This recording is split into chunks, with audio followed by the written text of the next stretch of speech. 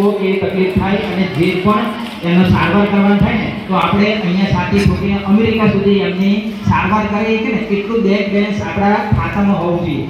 એટલું ભણવાનું છે કે આપણા મમ્મી એમ કે મારે આ લેવું છે, પછી આપણે દુકાનદારને એમ જ કહેવાનું